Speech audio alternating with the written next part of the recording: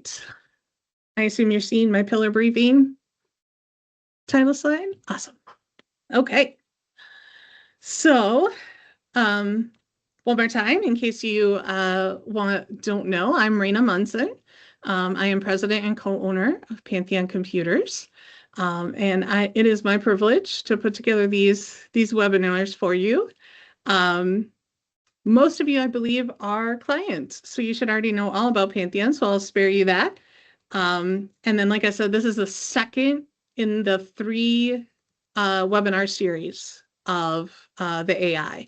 So we'll talk a little bit later about what that last one's going to look like, so you can decide if you want to attend that one or not.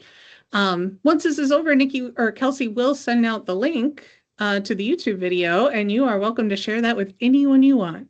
Doesn't have to be in your company. You send that baby to your grandma if you want to. Totally fine. All right, so we're gonna talk about AI use cases. The first one I'm assuming is the one that everybody's doing, right? Everybody's using AI for email generation. So that looks something like this. I need to send an email to a prospective client that has our 2025 profit and loss statement attached. I'm responding to the question, do you have a fiscal year 2020 financial you can share?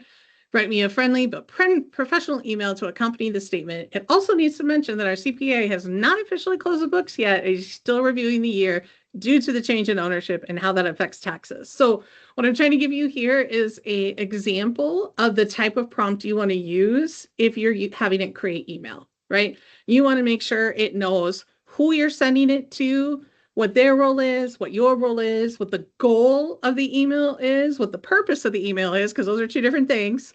And then any little things that you need to make sure are included.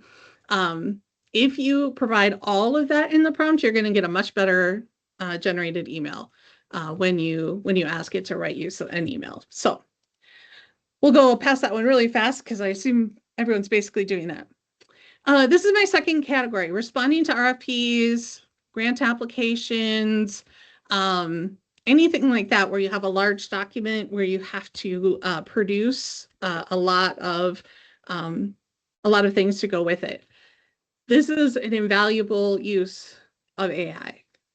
So what you need to do is you need to download that RFP or that grant application form or whatever it is that you're trying to respond to, and upload it into your AI, and then say, this is an RFP we want to respond to. Begin by analyzing the document and creating a list of all the items we need to prepare or have completed in order to respond to this RFP completely.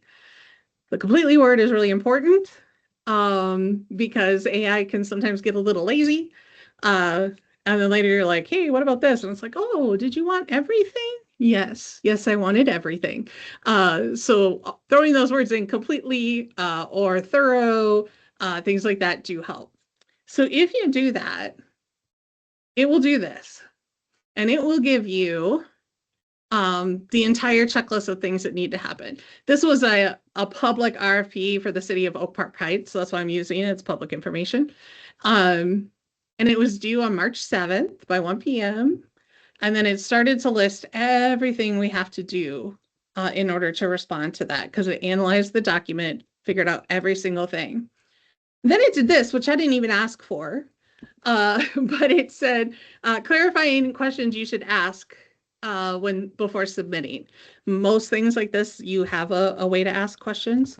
And so it suggested all these questions and said, these are things that you might want to ask because they're not super clear in the request for proposal or whatever it is. So that was great. I didn't even ask it for that. And then once it had given me that whole list, there was one section where we had to write a little paper about why Pantheon, right? Like, why should you pick us? And instead of trying to write that, I just said, hey, given everything you know about Pantheon, because my AI knows a lot about me and about Pantheon at this point, write a rough draft for the why Pantheon section, right? So it wrote that out for me. I didn't love it, so I told it to include more content from the vision statement that we created last week. So that's just a reminder. that your AI does know about the things you did before. So if you worked on something before that had content or a particular direction that you liked, you can always reference it when you're trying to get AI to do something else. So I said, hey, go back and look at that thing and include more of that kind of content, which it went ahead and did. Then I said, hey, you know what? Turn this preparation checklist into an Excel spreadsheet with multiple tabs for the different sections, which it did. I want to show you this spreadsheet because I want you to understand how valuable this use of AI is. This is the spreadsheet it created for me. So it created this dashboard, right, with the key facts, when are things due, things like that. It tells me how many things I have not started, how many are in progress, how many are waiting, how many are done. It lets me know the high priority items, which ones are started and not done. And then it gives it to me by section, right? So for each section, how many are done, how far are we in completing it? It also then gives me a tab that I didn't ask for, but again, it's really smart if you give it the chance. So this is stuff that we don't need for the proposal, but they're things we need to do to get the proposal done, right? So it's gonna say, well, who's gonna create that final digital copy, right? Who's gonna do that, right? Assign an owner for every item, right? So it created this, which I didn't ask for. But then for every single section, it went through and said, okay, in the company overview section, these are all the things you need to get done, right? Here's who I would suggest should do it. Here's the priority, and then here's my status, gives me some fields. Now, if I take this and I turn it to done, which it built all this, I didn't touch this. And we come back over here, now we're going to see that we have 4 things done, whereas before it only said 2. So it built this entire spreadsheet for me to track what's going on, including the dashboard, including administrative tasks that I didn't even request from it. So if you're doing something like this, RFP, grant writing, anything where you have to keep track of a large amount of material, this use of AI can be incredibly helpful. Anybody have any questions about that particular use of AI or how you would do that? Okay. Yeah, Angela. Which AI platform were you using for this one? Very good question. I use ChatGPT because we have an enterprise license for that.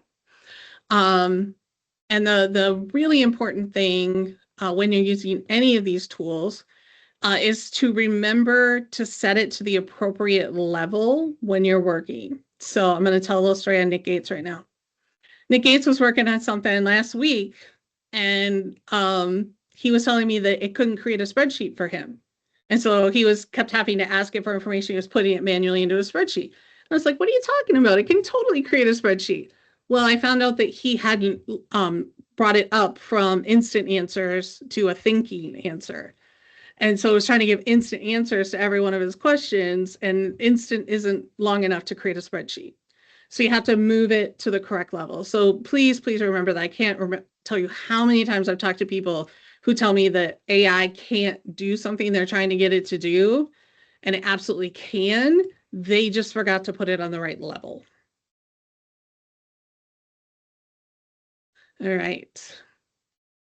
Yeah, to add on to that, the spreadsheet, once I put it onto the right level that Raina had let me know, it did take like 20 to 25 minutes to actually think and compute and generate the spreadsheet that I wanted it to generate. But once it did, it was a really nice finished project, and it was taking me about an hour and a half to go through each section and have it give me the formula on instant that I wanted and put that formula into the right Excel box.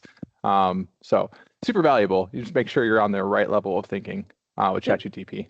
And then don't get impatient. Yeah, sometimes when I know something is going to take a really long time, I start it right before I go to lunch or right before I leave for the day. Because sometimes it'll take it an hour and a half to complete whatever it is you're asking it to do if it's a more complicated thing. Which is fun. Make sure you're patient. which is fun because when you come back from lunch, it's like when you get an Amazon package, it's like Yeah, the it's like, anticipation. surprise, here's your thing. Mhm. So that was creating an RFP or a grant proposal. This one is drafting a document when you don't really know what you want. And I have an example here of one that I had done, I think last week. I had been given the assignment by the leadership team to write a new vision statement for Pantheon. Our last one was pretty old. So I knew that's what I needed to do, but I really didn't have a firm idea about how I wanted to approach it. What I wanted the content to look like. I just knew it was something I needed to do and work on. So I went to my AI and I just said, hey, I want to clarify some thoughts around who Pantheon is as a company and where we're headed. The purpose of this is to create a vision statement that is clear, concise, and keeps everyone focused in the same direction. I have a few themes I want to explore with the goal of creating that clear, concise, focused wording for each section. Do you have any questions about what we're trying to accomplish? The one thing I forgot to do is tell it to ask me the questions one at a time. I strongly suggest when you ask it, tell it to ask you questions to clarify what you want, that you tell it to ask you the questions one at a time, because otherwise it will do this where it gives you like just a million questions all at once. So I answered some of those questions. We worked on that a little bit, and all of a sudden it's like, hey, before drafting polished wording, I want to clarify one thing. And I was like, whoa, whoa, whoa, whoa, whoa, whoa. We're not even close to that, right? So that's what I said. Hey, we're not even close, right? Let's work on the employer section first. And then I talked a little bit about what I want in that employer section. So don't be afraid to tell your AI that it's way off base and that you need it to go in a different direction. You're not going to hurt its feelings. And it said, yep, okay, you're right. Yeah, I always tell you you're right. It's one of the most annoying things it does. And then it started to summarize some of the things that I had said there. And then it gave me like, here's what I think is your central idea. And I was like, okay, I like that central idea. And then I talked to it more about why I liked it, what things I would kind of add into that. And then, it gave me some new stuff and I was like, okay, let's keep that. Let's come up with 3 to 5 bullet points on that so we can flesh that out. At one point I told it, hey, the content's good, but it feels very stiff and very AI. Like, please rewrite that with bullet points that use my voice. Because it knows how I type. It watches me type all the time, right? So it knows how I express things. So I asked it to redo it in my own voice. Here, I said it's too stuffy, so it created an edgier version. And I was like, okay, I like the edgier version, but I do want to get really specific about timelines, et cetera. Does it make sense to do that next? And it said, yes, it makes sense, but I would do one more thing before we do that. So my biggest point here is that when you are working with AI on something where when you start, you don't exactly know what you want.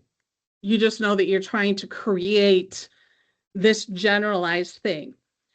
The best way to talk to your AI is as if it is a coworker that you're having a conversation with about what you're trying to accomplish, right? So ask it questions like, hey, should we move on to this? It'll tell you, no, we're not ready to move on to this. We need to, still work on this. Give it lots of feedback. Sometimes it helps if you use the voice mode, which ChatGPT has, Claude has it as well, where you literally talk to it and it talks back to you. Sometimes that helps in imagining that it's just another person that you're collaborating with. But you want to make sure that you don't just accept what it says, and you don't just give it specific examples of things to change. Instead, just say, I don't like this about what you did. I'd rather you went in this direction. Try again, and let it try again, right? So these are some more prompts that I gave it throughout that conversation, right? I said, okay, I like this summary, but it needs to be organized better, right? It doesn't flow. Please rewrite that section with more focus on flow, right? And then I had one where I was like, hey, that's too wordy. I need it to be more pithy, use bullet points, keep to the main point, and make sure you use my voice, right? One point it used the word survive, and I was like, I don't like survive. It's a little too much of a downer for the promotional vibe I want. Could we use adapt, grow, thrive? And then at the end, I said, okay, now that we have all that done, create a one-page promotional summary of this for my staff so that they're not going to read the 5-page vision statement. They have a one-page, entertaining summary of all of that. And at the end of the day, it created for me a full vision statement, a one-page internal document with the summary, and an elevator pitch. That's the other thing I asked for. I said, give me an elevator pitch on this vision statement. If somebody asks me what's the vision of Pantheon, and I only have the length of time it takes to go up in an elevator, what would I say? I've always thought that was weird that that's how sales determines how long you should talk, but that's what they say, elevator pitch. You gotta be done before the elevator gets to the next floor. And so again, when you're trying to work on something like this, communicate, go back and forth, tell it what you like, tell it what you don't like, tell it that it's going the wrong direction, have a conversation with your AI. And if you do that, you will get your eventual output. I will tell you that altogether to create all 3 of these documents, this took me about an hour and a half. Right, to have all those conversations with the AI, to answer its questions, to give it feedback. Now, how long would it have taken me to create those 3 things all on my own? A lot longer than an hour and a half, right? To write a 5-page vision document for the company, and then create a 1-page internal summary and an elevator pitch, that would have taken me way longer than an hour and a half. So sometimes when you're interacting with AI, you're like, this is supposed to be fast. Like, that's the point of using this, right? So that I can get it done quickly. But you always have to compare it to how long it would have taken you without AI, not can I get this done in 5 minutes, right? So again, sometimes these things will take an hour, hour and a half. But if you want a good product, like a high quality output, that's the time you need to put in.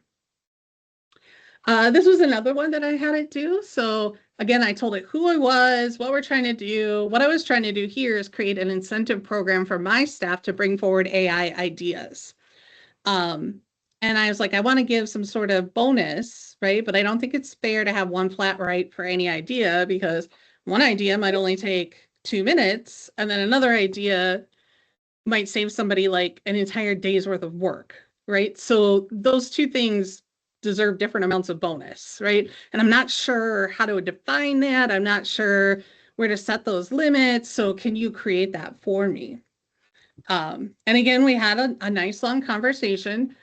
This one actually I did verbally. So if you look at that 3rd one down where it says, no, I want you to put it into writing. That's because I was talking. I don't type the word no 5 times when when I'm talking to AI, right? But I did this one verbally with my AI guy. And again, these are some of the things that I gave it. Like, I like the category names. It seems a little vague, right? Can you write them out? I feel like there's too big of a gap between level 1 and level 2. Go from something that saves less than 10 hours to something that saves at least 50 hours. Like, well, what the heck am I supposed to do with things that save 11 to 49 hours? You completely left that out. And then, I told it I want to create a 4th category that sits in there. I don't want to extend the other 2 categories. So again, just making sure that you're having that conversation back and forth with your AI, and use the verbal mode if you need to make that easier. But eventually you'll come out with a great product when you went into it only knowing your goal, but not how you were going to do it, or exactly what format you wanted to use, or even what your content was going to look like.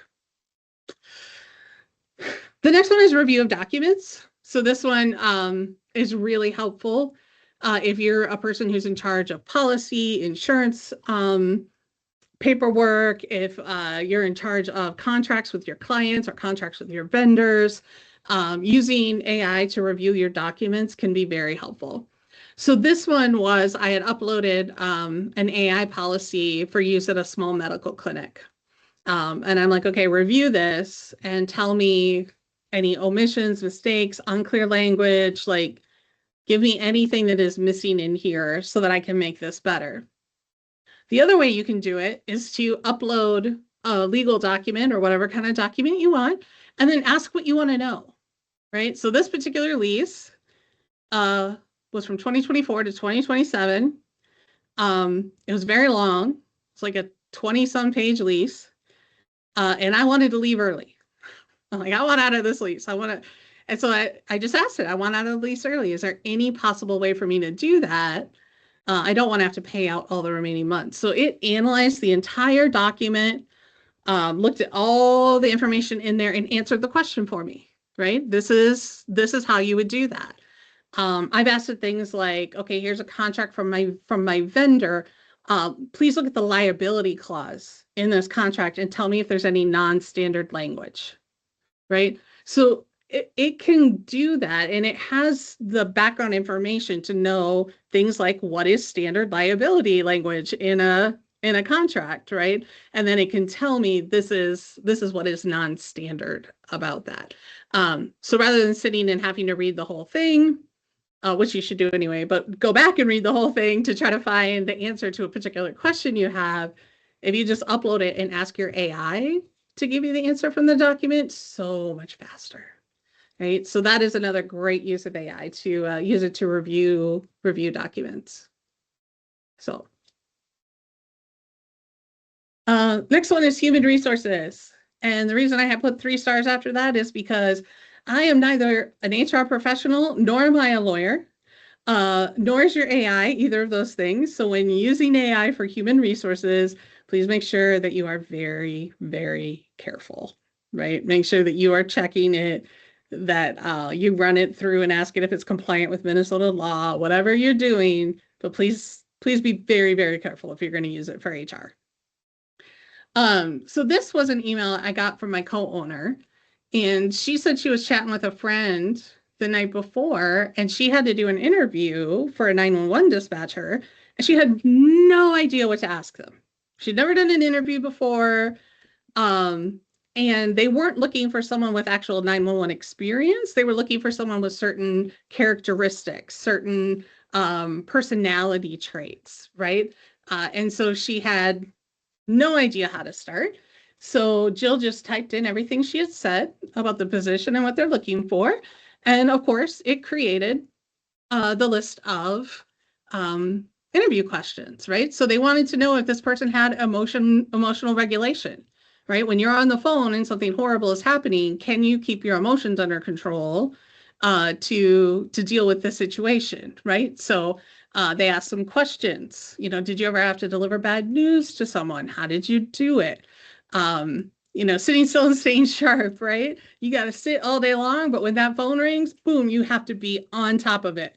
And so it created questions for all of those things that you could ask in an interview to try to ascertain whether they have those particular traits that you're looking for. So that is a great use. It also means that you would be using the same questions for every candidate, which you should always do, because you want to be able to compare answers directly against each other. This one was if I needed a job ad, not for my ops manager. For all of you who knows Jessica, Jessica's fine. I'm not firing her. I'm not hiring a new ops manager. I just use this one as an example. But I uploaded her operations manager job description, right? So I have like a 3-page job description. This is what you need to do. These are your duties. These are your KPIs. And I uploaded that and I said, hey, write me a job ad, right? I need to make sure the candidate has all these skills. I want it detailed. I want our core values and our vision put in there. I want it to focus more on practical skills than anything else and make it very clear that experience in technology is not required. So I gave it those 4 or 5 sentences about what I wanted the job description to look like. And there we go. And it actually, this format it gave after I said I was going to upload it to Indeed, because these are the categories that Indeed uses. So if you use a particular format, make sure you let it know that, hey, I'm going to upload this to LinkedIn, I'm going to upload this to whatever, and it will adjust it to fit whatever format you're trying to put it into. So it did everything I asked it to. It talked about Pantheon's values. This role does not require technology experience. It even bolded the word not. and then started using that job description to say what they would do. What does this job entail? So instead of sitting myself for, it would probably take me half hour, maybe 40 minutes to write a brand new job ad like this from a job description. This took me 5 to 10 minutes, right? Just here I have this, turn it into something else. The next one, the next category that it's great to use for is brainstorming. You wouldn't think so. Normally you do brainstorming with a group of people, right? Y'all get in a room, virtual or real, and start throwing out ideas. But sometimes I can't do that. Everybody's time is valuable, and I can't grab 3 other people and be like, hey, I just want you to sit and brainstorm with me, because I could really use someone to bounce ideas off of.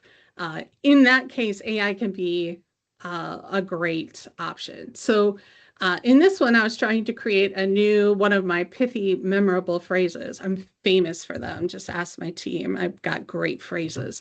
And so I said, here's 2 of my current phrases, right? Clarity is kindness. If everyone's accountable, no one's accountable. I need a new one that tries to convey the idea that a manager should not try to watch everything their team does, but only look at the things that are actually going poorly. Here's a couple of examples I came up with, right? Now give me your ideas.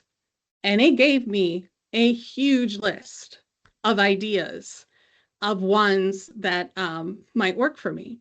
And then when it gets to the end, it always says, hey, give me your top 5 favorites, right? And you tell it, these are my 5 favorite ones. And then it's like, okay, I get where you're going. Here's another 20 until you start narrowing it down. But this is incredibly helpful to me when especially like a creative thing, I just need to brainstorm. AI can very easily be your brainstorming partner. This is another one that I asked it to brainstorm with me on. I need to write a blog for our website. Using everything you know about me and everything you know about the company, suggest some topics. So then it created probably around 20 different ideas for blogs that I could create. And what's great is that, once I take a look at this title, now I've got my juices flowing, right? Now I've got some ideas about how to talk about that title. Whereas I started out with just a blank screen and writer's block going, I don't know, I'm supposed to write a blog. What do I write about, right? So AI is really helpful to do that kind of brainstorming. Create SOPs. So if you are the type of business where you have processes that need to be done the same way every time, which, I mean, almost all of us do, right? Unless you're like an artist or something. Using AI is a great way to create those SOPs for other people without having to put in a ton of work. Historically, I would sit with a Word document and I would start to write instructions and then put in a screenshot and then put in a second screenshot with the thing I changed circled in red, right? And then some more words. It would take quite a while to do. Now, if you hit Windows key Shift R on your keyboard, your computer will start recording one of the screens that you're on.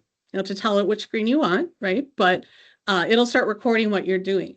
Just do the thing you need somebody else to do, right? And you can talk while you're doing it, saying, and now I'm going to click over here in order to get to accounts receivable, right? And once I get to accounts receivable, I'm going to click here and just do it on your screen while you talk about it.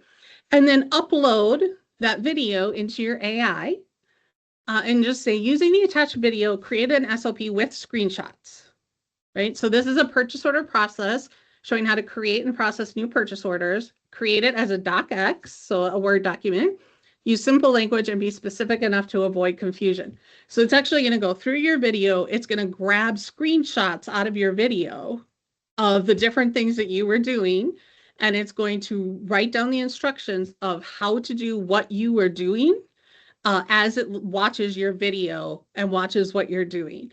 So instead of spending an hour or two trying to put together the instructions, grab different screenshots, if you just upload that video, it will create a very good, very detailed SOP for you. It's not going to miss anything because it's not human, right? So it's not going to forget to include this one step. If it was in there and you had it in your video, it will be in your SOP.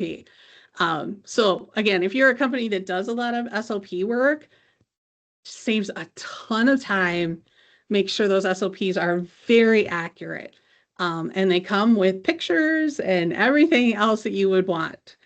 So that is a great use of AI, if that's something that your company does. The next thing is to query data. This thing is a little more complicated. In order to do this, you would need to be able to pull the data from whatever source you're looking from, likely in a CSV file. So if you're someone who creates reports, if you're someone whose job it is to analyze different kinds of data, you know, you need to go ahead and grab those CSVs, maybe out of QuickBooks, right? Grab a CSV of your balance sheet, grab a CSV of your P&L, grab a CSV of your accounts receivable, whatever it is, and load all of that into a project inside your AI tool. Almost all of them have that. And then once it has all of that data, you can just start asking questions, right? So we had loaded a whole bunch of ticket data into ours and shared it with a bunch of the managers so we can all ask it questions. And so I asked it, hey, which technician closed the most help desk tickets or help desk queue tickets in the last full week you have data for, right? So who did that? And it just pops me right out an answer, right? It was voter. He closed 20, Dylan closed 18, Jean closed 16, Angel closed 10. And it did that very, very quickly by analyzing all that data. Here's another one we ask it. What percentage of tickets were closed the same day in April 2026? So now it has to analyze what day was the ticket open, what day was the ticket closed, right? It's got to correlate all of those data from different parts of the CSV. And it came up with it. And it's a 71% of the tickets were closed same day, right? So if you're someone who needs to get information out of data, if you're trying to find information for a KI or KPI, if you're trying to find information on someone's performance, if you're trying to find information on, you know, what specific invoices haven't been paid by this company, that's this type of invoice over this period of time, it can go through all that data and just answer your questions if you give it the right data. And like I said, most likely in a CSV file. Here's another one. We uploaded all of our most recent security alerts. And I said, hey, what's our most common alert? And apparently it's that a denial of service attack was blocked. Great, glad it blocked it, right? But that was about 30% of all of our alert tickets that come in are just telling us that a denial of service attack got blocked. So that one is querying data, right? So just give it a whole bunch of data and then ask a question about what the data says. The next category is analyzing data, right? Which is a different thing. This one I did not give you screenshots because the way that I use this is entirely on my financial data. It's the only way I've ever used this particular type of AI usage. And so one of the ones that I did is I uploaded a P&L from the year 2020 and one for 2025. And then I just said, what trends do you see? I didn't give it any direction. I didn't let it know what my expected results were. I didn't even tell it what kind of format I wanted the answer in. All I asked was, what trends do you see between the year 2020 and the year 2025? And it pumped out a whole bunch of stuff that was super interesting that I had never thought of. They were trends that I had not seen or correlations between different kinds of data, like if this goes up, that goes up, that I had not seen. So when you're asking it to analyze data, sometimes, contrary to every other time you're working with AI, sometimes less is more, right? The more open-ended of a question you ask, the more likely you are to be surprised by the results that it gives you. Because if I could find that trend, I would find that trend. That's not what I'm looking for. I'm looking for answers that I wouldn't have seen. So my second example is looking at this year-to-date P&L, analyze our hardware sales, provide patterns, trends, and the effect of those patterns and trends on profit. Right, so that one I gave it a little bit more. Like I specifically want you to look at this, find anything, but then correlate that information to the information you have on profit. So this can be incredibly helpful in helping you see things in your data that you would not have seen, that you don't know to ask about. So you can't do it with querying data. You have to do it by asking it to analyze your data. And it will give you some answers that you were not expecting. And then you can continue to ask questions about the trends that it found or the patterns that it found or whatever it is that you asked it to do. Image creation, simple one, right? Just create an image to indicate a company's risk percentile compared to other companies their size. Created this lovely little image for us. If you've done the AI snapshot risk assessment, you've seen this little guy before because that's what I created it for. Sometimes this is what I get most frustrated by because it just does not create the image I want. One time I asked for something, I don't even remember what I asked for, but instead it gave me a unicorn with a pickle for a horn. I have no idea why that was the image it gave me. So this one may be best left to your marketing people, but it can create images. And if you're using Canva, which is what Kelsey uses to create most of our images, it's really good at this. Really, really good at this. Kelsey, did you have something to say about images?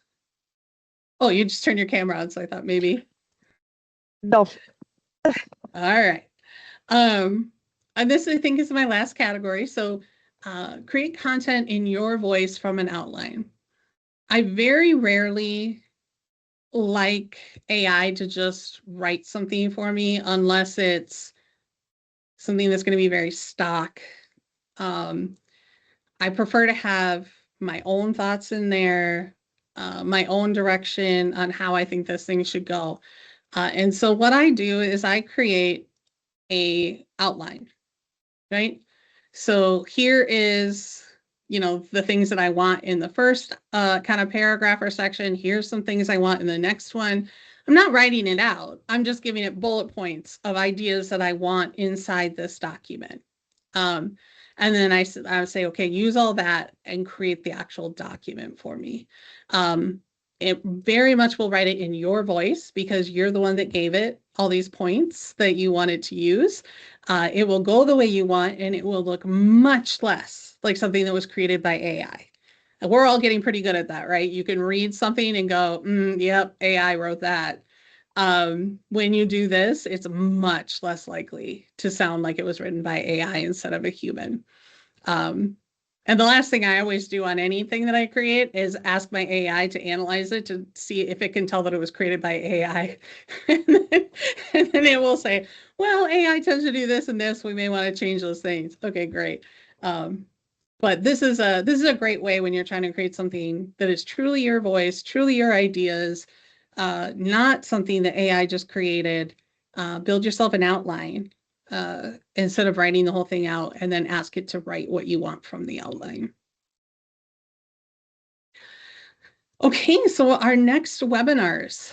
The next one is going to be around AEO and GEO based marketing.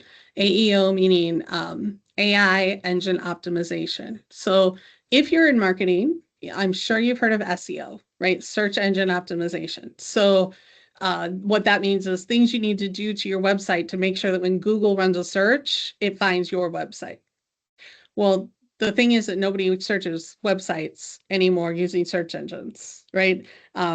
Google doesn't even bring that up for you anymore. It brings up its AI and you ask it a question and it compiles all the data for you and puts it right there on the screen and tells you where it got it from. You want to be the website that it just took that data from and put in that summary and included that it took it from your website. So how do you do that? How do you optimize your website, your web content to make sure that when AIs go trawling for data, that it's your data that they pull, right? Making you look like the expert, making you look like the big fish in the pond.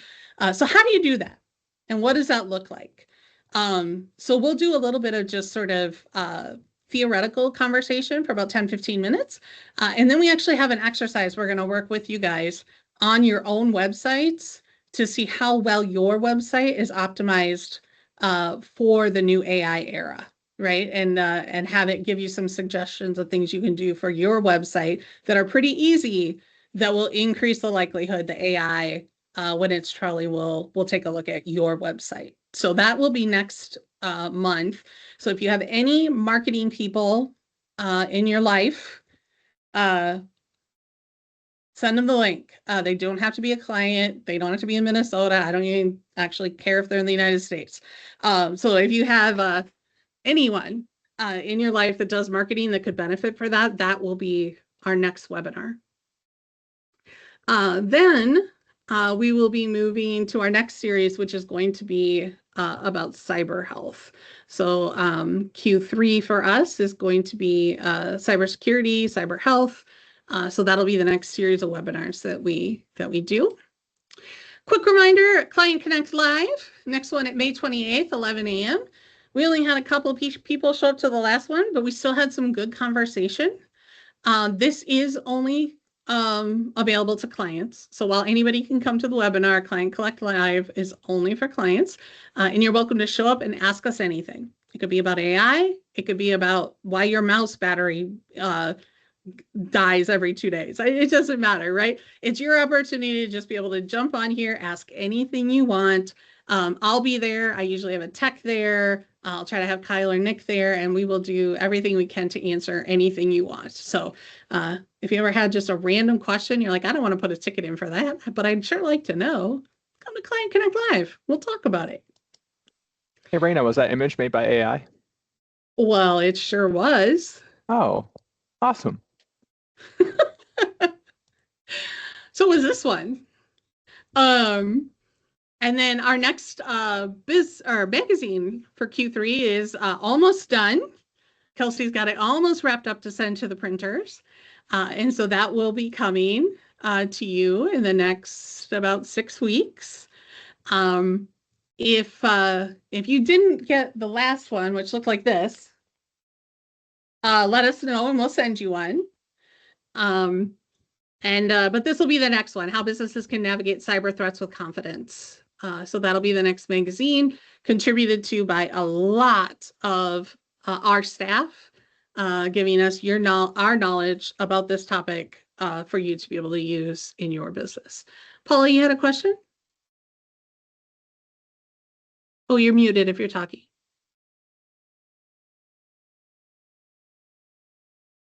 There we go. It didn't want to unmute for some dumb reason. So what prompts in Canva are you using to get some of these images, like with the Client Connect Live image and Sure. Some of those? I'm just curious what prompts you're using in Canva to get some of those, because I've tried some and I get sort of what I want, but then I ask it questions and it doesn't really quite turn it around. Does that make sense? Yeah. And Kelsey's going to answer this for you. Kelsey, can you bring up your Canva and maybe go to one of your tests with it where you created an image? And while you're finding that, I'll just finish up my last slide here, and then we'll let her take control and share, and she will show you that. Because I am sure not going to answer that when I have the expert in the room. So, because she created all this, I did not. I didn't do any of that. That's her. After today, you should get a follow-up email. You will get a PDF of today's slideshow. So if you're like, hey, I really liked that prompt, I'd like to read that one again, you'll get a PDF of the entire slideshow. Welcome to share that within your company. You'll get a document with sample prompts to share with your team. So what I did was I created a sort of a self-help document that says, hey, when you're trying to accomplish this is what you want to put in your prompt. And so that will be in there. The date, time, and the link to sign up for the next Client Connect Live, and an invite to the next month's webinar. So all of that will come in a follow-up email here in the next day or two, Kelsey. It'll probably be sent out early next week, Okay. just a follow-up. Awesome. And then again, if you didn't get a copy of Pillar, just let us know and we'll get one out to you. It was delivered to your company, but that doesn't mean it made it to your desk. So let us know if you need the last one, and if you get the last one, we'll make sure you get the next one. So I'm going to stop sharing. Kelsey, you want to share your screen and show us how you're creating those images? Yes. So I actually, and anyone on this live is going to get a little sneaky peek at an article for the next magazine. But with this, I work hand in hand with ChatGPT a lot. Me and ChatGPT are best friends. And so a lot of times I will go into ChatGPT, kind of get the design layout that I like, and then I'll come in here to Canva and AI and just let it know. I'll add what I like and just say like, hey, I am creating an ad for a magazine. I have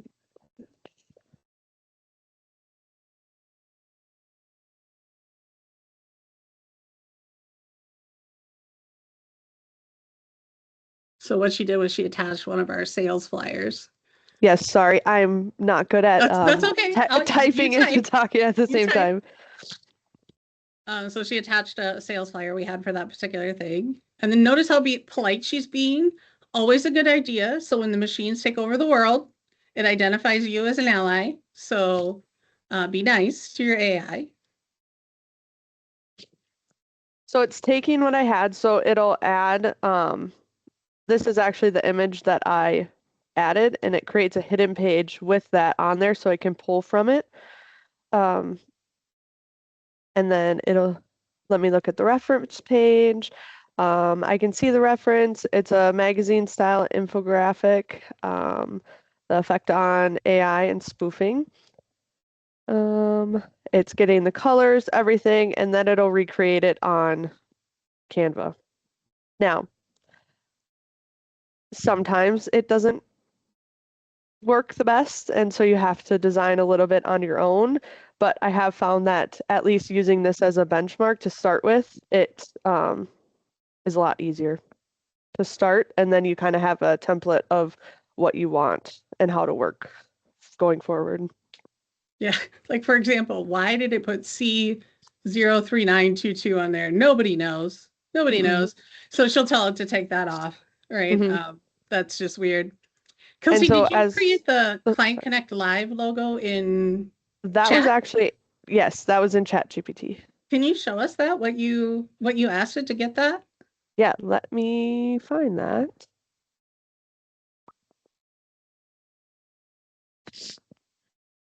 I just write to, this is how I do it. I write to Kelsey and I say, hey, I'd really like a logo for Client Connect Live. Can you get me that, please? And usually within about 15 minutes, she can get that for me. Here we go, Client Connect Live logo. Yes, so can you just scroll up to the top, show us what you did? Yeah, sorry, my computer doesn't like to work when I'm sharing my screen, but I just said, can you create a logo to use for Client Connect Live sessions? These are sessions that are hosted for clients 2 weeks after our live webinar, where people can come and join and ask our president questions that they may have from content they received during the webinar. I came up with this logo. I did add our logo and asked it to attach that. I didn't really like how that looked. And so we kind of went back and forth a little bit. The O in this original one was wonky. And so I asked it to fix it. It then came up with this. Still didn't look the best. I just asked it to remove it completely. And then once I got this image, oops, where'd it go? This image that I liked, I took this, went into Canva, and then was able to add like our logo, place it where I liked it, Yeah. Have you found that the more images you've created with chat, the faster it's getting to something you would like? Yes, for sure. And definitely the more information that you give. A lot of times I will say I want it to be branded with our Pantheon colors because obviously with our enterprise license, we added our logo right in with it. So it had that to begin with, but it'll then pull like our blue and black off of that. And just really letting it know like, hey, this is what it's going to be used for. So then it kind of can direct to tailor it for that. Yeah. I think sometimes the mistake we make with AI is we ask it to do something really specific, like my unicorn with the pickle horn. I think I asked for something very specific and it was trying to accommodate me with whatever it understood I was asking.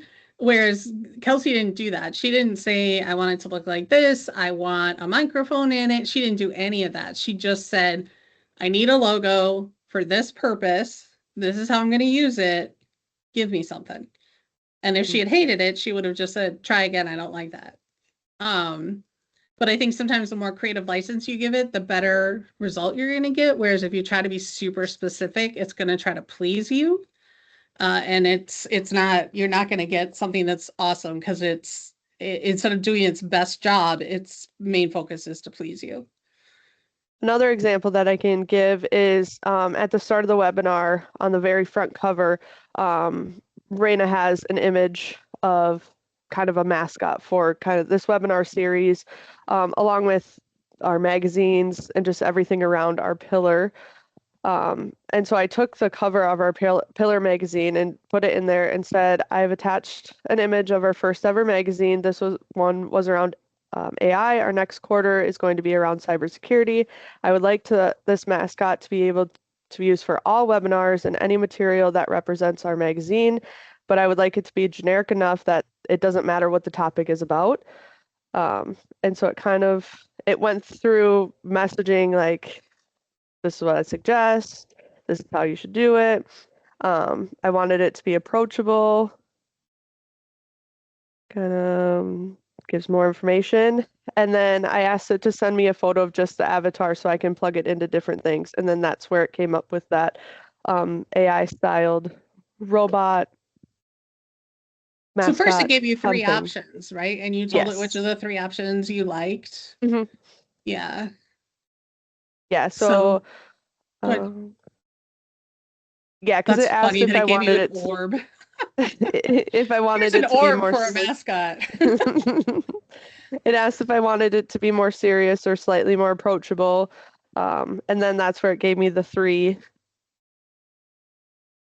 Which this one's fun, but this one just matched what we were going with a bit more. We actually used the other one for something different. Yes, we did. So it wasn't a waste. But yeah, I think that gives a great example of how she's getting the images she's getting.